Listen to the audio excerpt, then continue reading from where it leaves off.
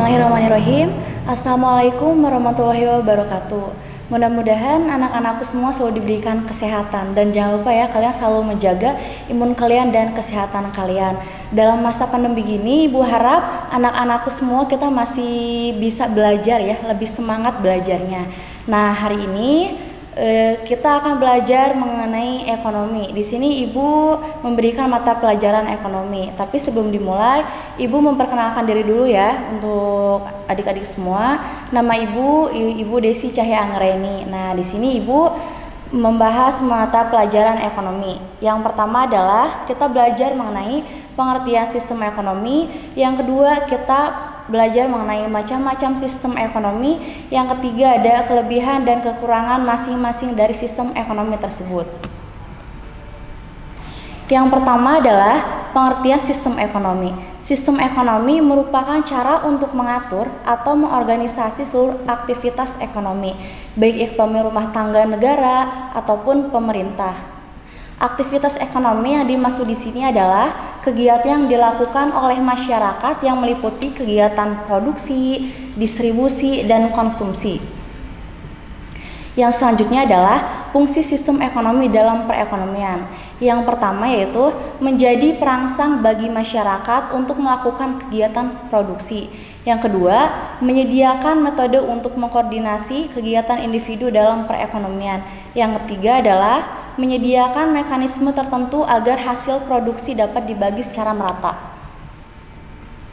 Nah, di sini ada macam-macam ekonomi. Yang pertama adalah sistem ekonomi tradisional, yaitu sistem ekonomi tradisional yang menitikberatkan pada kebiasaan dan adat istiadat dalam menjalankan perekonomiannya. Di sini keberadaan sumber daya alam sangat dibutuhkan masyarakat untuk memenuhi kebutuhan hidup dalam jangka pendek agar dapat bisa bertahan hidup. Salah satunya di mana sih ekonomi tradisional ini? Nah, salah satunya adalah berada di NTT. Ciri-cirinya apa sih dari sistem ekonomi tradisional tersebut? Yang pertama adalah menerapkan sistem barter dalam kegiatan perdagangan. Yang kedua, belum terdapat pembagian kerja atau spesialisasi dalam kegiatan ekonomi. Yang ketiga adalah kegiatan ekonomi terikat pada adat istiadat. Yang keempat, pola hidup masyarakat bersifat kekeluargaan. Dan yang kelima adalah alat atau teknologi produksi bersifat sederhana. Jadi sistem ekonomi tradisional ini masih menggunakan alat-alat yang sederhana dan dalam kegiatannya pun masih bersifat secara kekeluargaan. Nah, di sini kita berbicara mengenai kekuatan. Apa sih kekuatan dari ekonomi tersebut? Yang pertama adalah perekonomian masyarakat cenderung stabil. Yang kedua, tidak dapat persaingan yang tidak sehat karena produksi tidak ditunjukkan untuk mencari keuntungan. Yang ketiga, mendorong hubungan kerjasama dan kerukunan antar masyarakat. Jadi di sini kekuatannya lebih kepada kekeluargaan. Jadi bukan berapa hasil yang didapat. Nah, di sini juga selain kekeluargaan, di sini juga menjaga kerukunan masyarakat tersebut. Selain ada kekuatan, di sini juga ada kekurangan mengenai ekonomi tradisional tersebut. Yang pertama adalah kegiatan ekonomi hanya untuk memenuhi kebutuhan hidup saat ini. Yang kedua, teknologi yang digunakan masih sederhana. Yang ketiga, kualitas bahan hasil produksi rendah. Yang keempat, kegiatan ekonomi tidak ditunjukkan untuk mencari laba. Dan yang terakhir adalah kegiatan ekonomi tidak untuk meningkatkan taraf hidup. Jadi di sini kekurangannya mereka memenuhi kebutuhan hanya untuk hidup hari ini saja. Nah, sedangkan biasanya kan kalau ekonomi itu untuk masa menunjang. Nah, kalau ini dia tidak, karena mereka itu masih dalam kekeluargaan. Terus juga kan produksi dari hasil mereka bertani. Next, yang kedua adalah di sini ada sistem ekonomi komando atau sosialis. Nah, di sini di mana sistem ekonomi yang menitikberatkan pada kekuasaan pemerintah dalam mengatur dan menata perekonomian.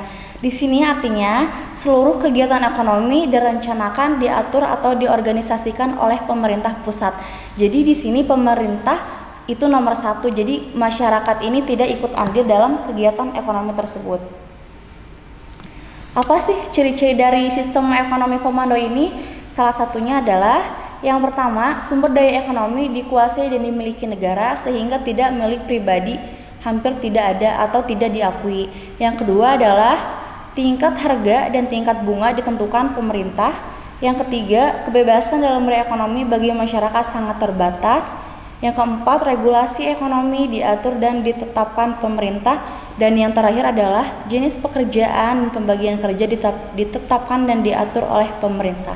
Nah, jadi yang tadi sebelumnya Ibu udah jelaskan ya, di sini itu sistem ekonomi komando ini yaitu diatur oleh pemerintah sendiri.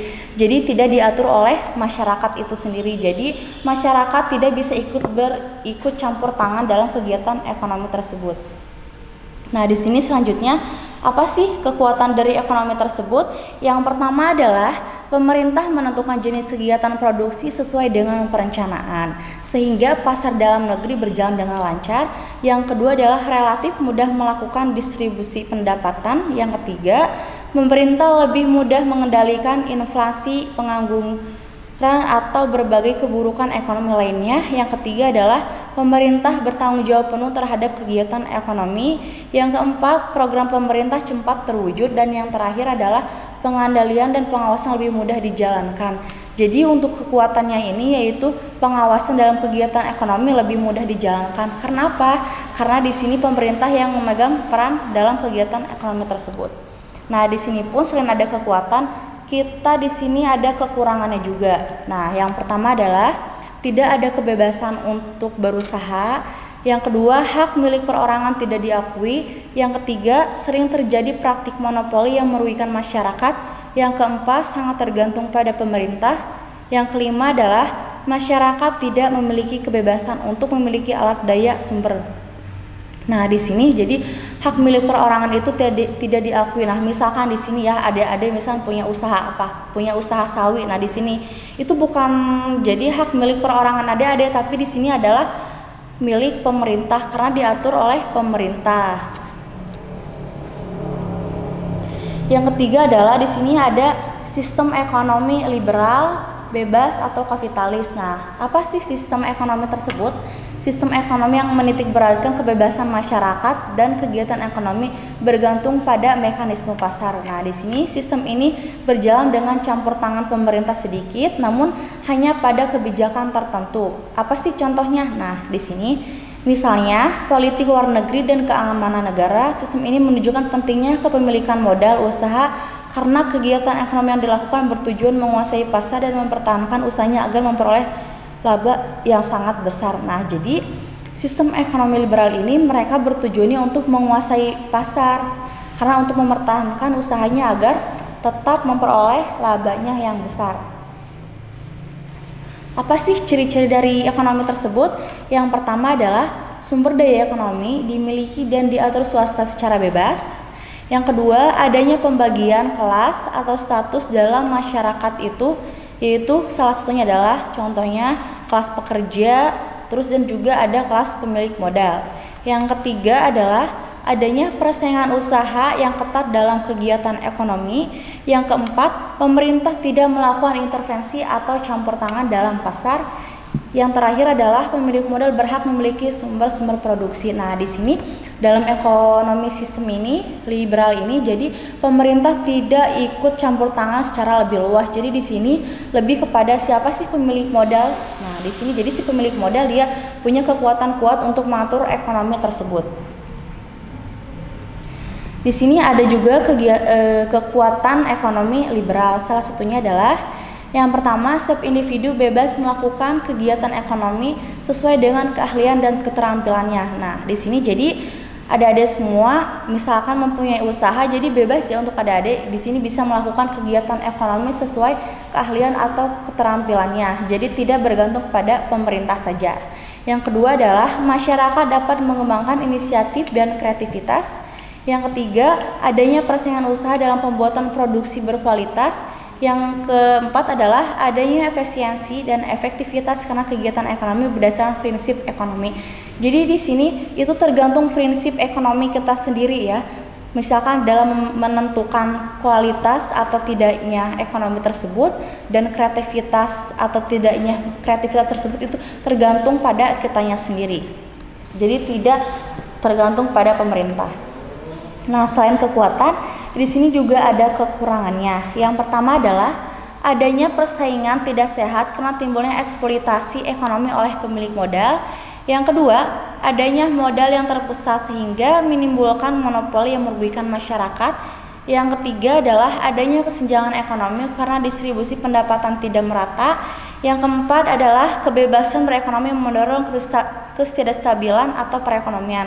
Jadi di sini kekurangannya juga ya, timbulnya eksploitasi antara ekonomi satu dengan ekonomi lain ataupun pengusaha satu dengan pengusaha lain, karena di sini pengusaha satu dengan pengusaha lain mereka tidak bisa menyamaratakan. Selanjutnya di sini ada juga sistem ekonomi campuran. Apa sih sistem ekonomi campuran ini?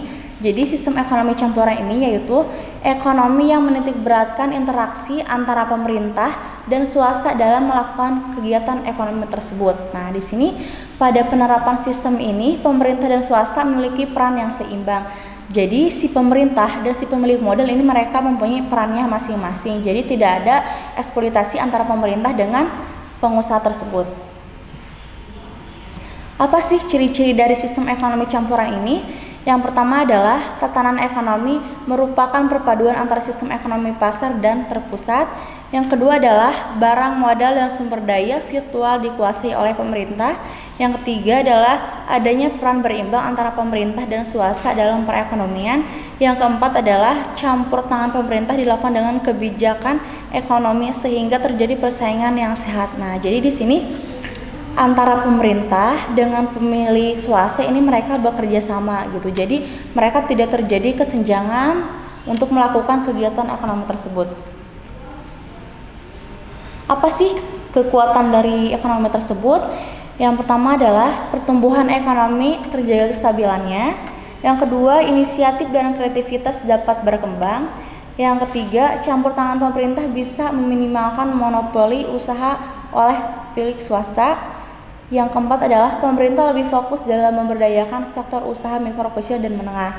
Nah, di sini jadi untuk kekuatannya itu pemerintah ini dia lebih fokus kepada UMKM ya. Jadi di sini tidak hanya ikut di pasar saja atau memonopoli kegiatan ekonomi tersebut. Tapi selain ada kekuatan, di sini juga ada kekurangannya. Yang pertama adalah campur tangan pemerintah yang lemah memungkinkan berlakunya sistem ekonomi pasar. Yang kedua, campur tangan pemerintah yang terlalu kuat bisa mendekati sistem ekonomi komando. Yang ketiga, adanya kesulitan dalam memenuhi kebutuhan masyarakat yang beragam. Yang keempat, timbul KKN karena kurang pengawasan dari pemerintah. Nah, jadi di sini kekurangannya itu karena memang pemerintah tidak terlalu berperan aktif dalam kegiatan ekonomi tersebut. Jadi bisa saja dalam kegiatan ekonomi ataupun pasar tersebut yaitu kurangnya pengawasan dari pemerintah tersendiri.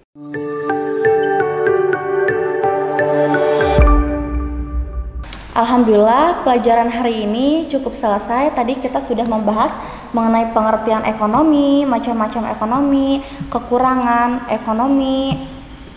Nah, di sini Ibu harap mudah-mudahan adik-adik semua tetap belajar yang fokus. Nah, dan jangan lupa pesan Ibu yaitu untuk setiap hari kita jaga kesehatan. Selain jaga kesehatan, kita juga jangan lupa untuk membaca buku. Dan Ibu harap adik-adik semua lebih semangat lagi untuk belajar ke depannya, terutama pesan Ibu apa yang sudah hari ini kita pelajari jangan lupa dibaca, dipelajari dan juga dipahami. Mungkin cukup sekian pelajaran hari ini. Wassalamualaikum warahmatullahi wabarakatuh.